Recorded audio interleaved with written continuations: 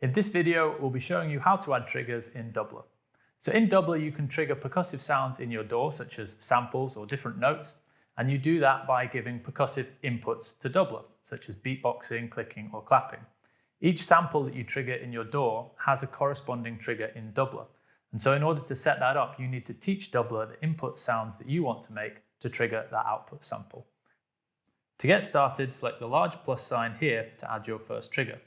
You'll then see a trigger appear and trigger settings at the bottom open up.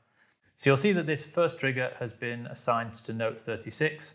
That's a C1. Typically in the MIDI protocol, that would be a bass drum. It might not be in your drum rack. And if you want to change the output note that it's going to, you can do that by clicking this little arrow here and choosing whichever output note you want. I'm going to keep the bass drum for this trigger. Now I'm ready to teach Dubler the input sounds that I want to make to control that trigger. And in this case, for a bass drum, I'm going to make a kind of sound. Now it's important that that's a sharp, percussive sound, that I'm not blowing too much air over the microphone, and it's something easy and comfortable for me to make.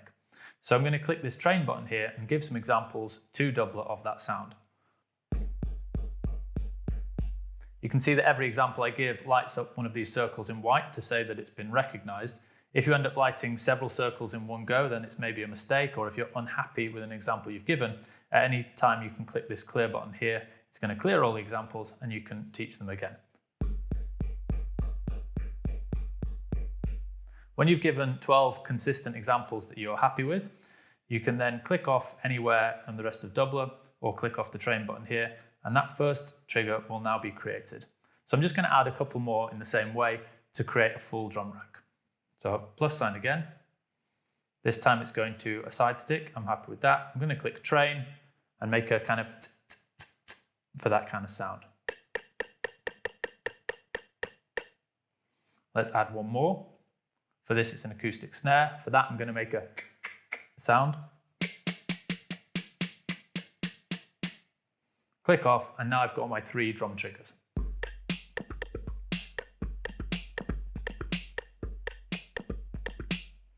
Once you have your triggers set up, you can now control drums or samples within your DAW. It's important to note that to control a full kit using your triggers, you'll need to set up one channel with a drum kit in it. What device you'll use varies depending on your DAW. For example, Drum Machine Designer in Logic, FPC in Fruity Loop Studio, or in Ableton, you'll use drum racks. Or you could use external samplers such as Native Instruments Battery, but check out our videos on getting started depending on the DAW you're using. To find out more, make sure to check out our Tips for Triggers video.